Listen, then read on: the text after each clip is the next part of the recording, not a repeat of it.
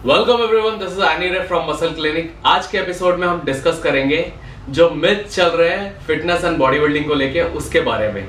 Stay tune with us. आज हम discuss करने वाले हैं जो भी मिथ एंड रियलिटी चल रही है फिटनेस एंड बॉडी बिल्डिंग को लेके उसके बारे में। तो जो सबसे पहला मिथ आता है कि हमारी बॉडी कितने दिन में बनेगी, क्या हमारी बॉडी 1 महीने में बन सकती है जिम ज्वाइन करने के बाद, तो उसके बारे में मैं डिटेलिंग में बताता हूँ आपको।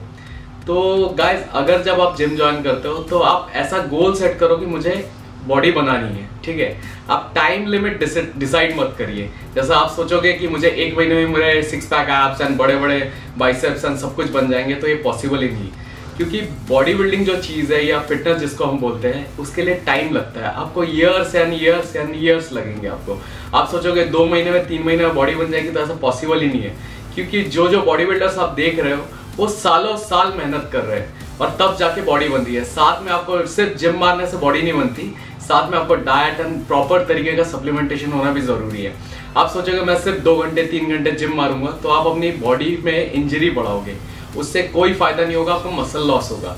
तो प्रॉपर टाइम तक, जैसे 40 to 60 मिनट्स आपका एनाबोलिक मोड पे बॉडी रहता है, तो तब तक आप वर्कआउट करेंगे, वही इफेक्टिव वर्कआउट होता है। और बिगनर्स, आप ऐसा मत सोच के रखो कि जो भी बिगनिंग कर रहा है जिम का, ये वीडियो देख रहा है, उनके लिए स्पेशली मैं आपको बता रहा हूँ कि आप ऐसा गोल सेट मत करो कि मुझे 1 महीने में ही बॉडी बिल्डर बनना है। It's take time. Body building is like कि तपस्या है। जैसे ऋषि मुनि लोग तपस्या करते हैं और उनको ये गारंटी नहीं रहती है कि उनको भगवान मिलेंगे कि नहीं मिलेंगे, लेकिन वो तपस्या करते हैं ना, फिर भी वैसे बॉडी बिल्डिंग में आपको लगे रहना है सालों साल, तब जाके आपकी बॉडी, मतलब एकदम जैसे लोहे को हम तपा के कुछ शेप देते हैं, वैसे बॉडी को आपको धीरे धीरे आपको मेहनत कर करके शेप में लाना है। तो इट्स टेक लाइक 3 मंथ्स में आपको अपनी बॉडी में डिफरेंस दिखेगा, 6 मंथ में आपके फ्रेंड्स लोगों को बॉडी में डिफरेंस दिखेगा। इसका मतलब ये नहीं बोल रहा हूँ कि आपकी बॉडी बन जाएगी। अब जो मेरा सेकेंड प्रॉब्लम, जो हमेशा मुझे क्वेश्चंस आते हैं कि सर बॉडी बिल्डिंग या जिम में ज्वाइन करूंगा तो मेरी हाइट रुकेगी क्या। तो फ्रेंड्स, एक चीज बता देता हूँ, जब आप जिम ज्वाइन करते हैं, आपका जो हाइट बढ़ने का जो मैक्सिमम ईयर्स रहता है वो लाइक 18 to 20 में आपका सबसे अच्छा ग्रोथ होता है, ठीक है। तो इस टाइम पे क्या रहता है, आपके जो हार्मोन्स रहते हैं HGH, जिसको ह्यूमन ग्रोथ हार्मोन्स बोलते हैं, एंड टेस्टोस्टेरोन जो रहता है वो पीक पे रहता है। तो अगर आप तब जाके जिम करते हो तो आपकी बॉडी भी बहुत अच्छी होगी, और अगर प्रॉपर डाइट भी बहुत इंपॉर्टेंट रोल प्ले करता है इसमें। अगर आप प्रोटीन प्रॉपर तरीके से और अमाइनो एसिड्स एंड सब कुछ आप डाइट से ले रहे हैं, एक्सटर्नल आप सप्लीमेंटेशन से ले रहे हैं, तो आपकी हाइट बढ़ेगी। लेकिन एक फैक्ट और आता है, जेनेटिक्स, ठीक है। That is a most important thing for your height. तो अगर आप सोचोगे, मतलब आपके जो मतलब एंसेस्टर्स है, जैसे आपके दादाजी या आपके पापा, ठीक है, या आपके परदादा, तो उनकी हाइट कम है, तो आप बस थोड़ा बहुत अगर जिम ज्वाइन करोगे तो, या फिर जैसे वेट ट्रेनिंग करोगे या फिर कार्डियोटिक एक्सरसाइज करोगे, तो उससे क्या होगा, मतलब थोड़ा सा फर्क पड़ेगा। लेकिन आप सोचोगे आपके मतलब जो पुराने जो आपके एंसेस्टर्स हैं 5 फीट के आसपास है, और आप सोचोगे कि मैं 6 फीट हो जाऊं, तो ये पॉसिबल नहीं होगा, ठीक है। कोई केसेस में होता है, लेकिन वो 1% होता है, ठीक है। बट आपका जिम करने से आपकी कहीं से कहीं तक हाइट रुकती नहीं है, बल्कि वो एज में अगर आप जिम करते हैं, जब आपका हाइट बढ़ने का एज है, तो आपकी हाइट और अच्छी हो जाती है। मतलब जो नॉर्मल हाइट बढ़नी रहेगी उससे अच्छा, लेकिन प्रॉपर न्यूट्रिशन होना बहुत जरूरी है।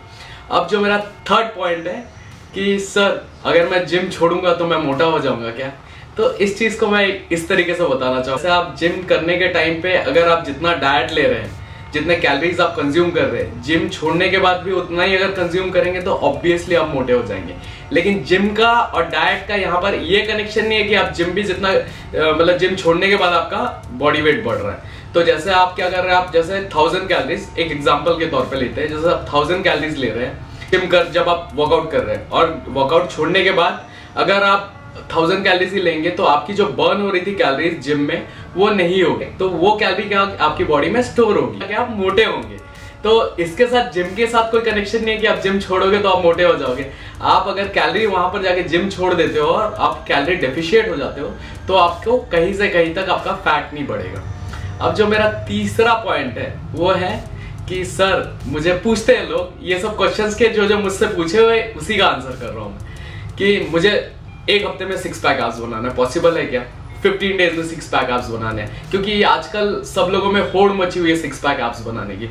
तो क्या होता है कि लोग, क्या होता है, मुझे गोवा जाना है, मेरे फ्रेंड की शादी है, मेरे भाई की शादी है, तो मुझे वहां पर 6 पैक एब्स दिखाना है। तो गाइज ये फिर से मैं वही चीज बताऊंगा, इट टेक्स टाइम। अब 6 पैक एब्स सिर्फ आपके जो जिम करने से या वर्कआउट करोगे आप, बिकॉज एब जो एरिया है बहुत छोटा सा मसल है, लेकिन उसको ट्रेन करना जरूरी है, लेकिन वो सालों साल टाइम लगेगा आपको। आप प्रॉपर डाइट मेंटेन करेंगे, प्रॉपर सप्लीमेंटेशन रखेंगे, प्रॉपर वर्कआउट रखेंगे, तभी आपके 6 पैक एब्स आएंगे।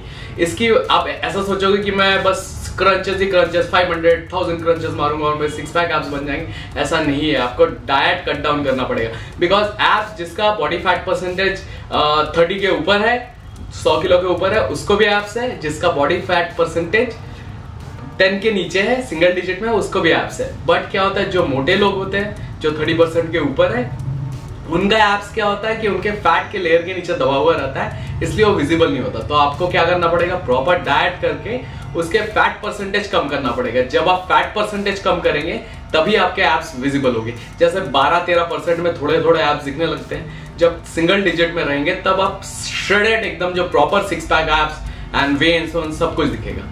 अब जो नेक्स्ट पॉइंट आता है वो आता है स्टेरॉइड की बात। अब लोगों को क्या लगता है कि जो बॉडी बिल्डर से सिर्फ स्टेरॉइड लो और बॉडी बन जाती है, ऐसा नहीं है।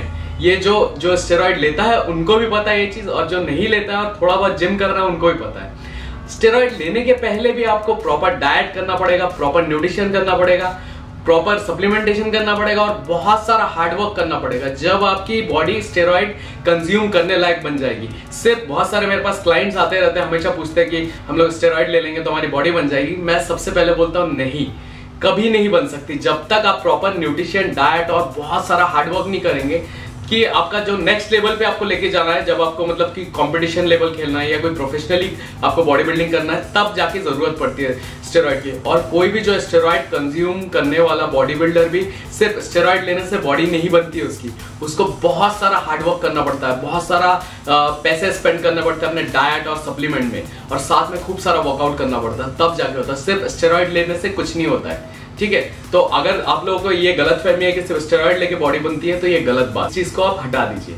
अब जो मेरा नेक्स्ट पॉइंट आएगा वो आएगा सप्लीमेंट्स। अब बहुत सारे लोग क्वेश्चन पूछते हैं कि मुझे सप्लीमेंट लेने से, मैंने सुना है कि लीवर किडनी फेल हो जाते हैं, बॉयल्स आते हैं पीठ में, और मतलब ऐसी बीमारियां हो जाती है। तो गाइस, सप्लीमेंट्स जो चीजें बनी है सारी नेचुरल चीजों से बनी है। स्पेशली हम वे प्रोटीन को लेके बहुत सारे लोग डरते हैं, और स्पेशली क्रिएटिन का नाम मैं हर बार लूंगा, क्योंकि ज्यादातर मुझे क्वेश्चन आता है क्रिएटिन से किडनी खराब होती है, लीवर खराब होती है। नहीं होती guys, creatine is a kind of amino acid. वो आपको जस्ट आप जब लेते हैं तो एटीपी एनर्जी जनरेट करती है, जिससे आपको वर्कआउट आपका अच्छा होता है, जिससे लिफ्टिंग अच्छी होती है, जिससे मसल मास ग्रोथ होता है। और वे प्रोटीन क्या करता है, आपकी रिकवरी करता है।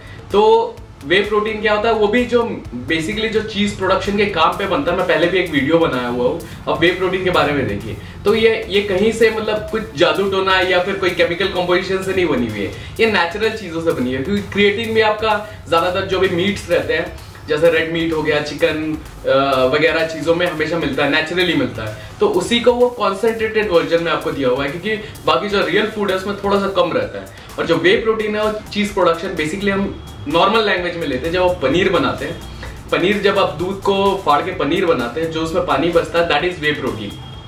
तो आप कॉन्सेंट्रेटेड जो वर्जन है उसको ड्राई करके कॉन्सेंट्रेट करते हैं, तब जाके वे प्रोटीन बनता है। तो मुझे एक चीज बताइए, आप अगर पनीर खा सकते हैं तो वे प्रोटीन क्यों नहीं खा सकते? और एक चीज रहता है कि मतलब स्पेशली मैं जो फादर्स लोग देख रहे हैं, या फादर्स या मदर्स लोग ये चैनल देख रहे हैं, उनके लिए स्पेशली, कि आप जैसे बच्चों को आप बचपन में कॉम्प्लान देते थे ना, तो वो सेम चीज ये बड़ों का वे प्रोटीन होता है। आजकल बच्चों के कॉम्प्लान में भी वे प्रोटीन मिलके आ, तो इससे कहीं से कहीं तक हार्म नहीं है। और मुझे ये समझ में नहीं आता, बहुत सारे डॉक्टर्स भी बोलते हैं कि whey protein is not good and all supplements are not good.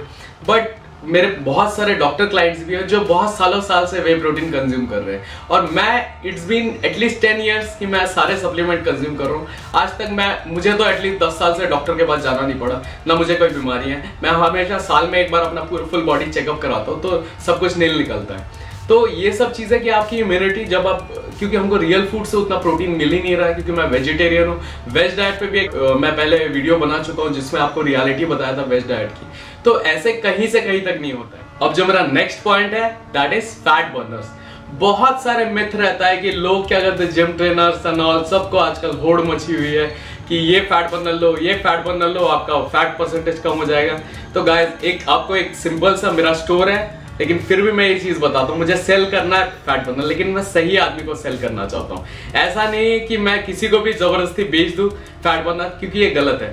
Fat burner का फैक्ट आपको बताता हूँ, जब तक आपका प्रॉपर डाइट कर रहे हो, प्रॉपर वर्कआउट कर रहे हो, आपका फैट परसेंटेज 20 के अंदर है, तभी जाके कोई फैट बर्नर काम करेगा। उसके बाद आपको मतलब कोई भी मतलब आप सोचोगे आपका 30 या 35% फैट है और फैट बर्नर आप यूज करोगे आपका फैट कम होगा, तो ऐसा नहीं होगा। पहले आपको डाइट करना पड़ेगा, अच्छा वर्कआउट अच्छा करना पड़ेगा, अपना कैलोरी डेफिशिएंट होना पड़ेगा, और जब आपका फैट परसेंटेज 20 के नीचे है तब आपको फैट बर्नर यूज करना पड़ेगा, नहीं तो कोई फायदा नहीं है। इस बात को आप गांठ बांध लीजिए। आपको कोई बेच रहा है फैट बर्नर तो पहले आप अपना BMI कराइए, अगर आपका फैट परसेंटेज 20 के नीचे होता है तब यूज करिए फैट बर्नर, नहीं तो इट्स वेस्ट ऑफ मनी।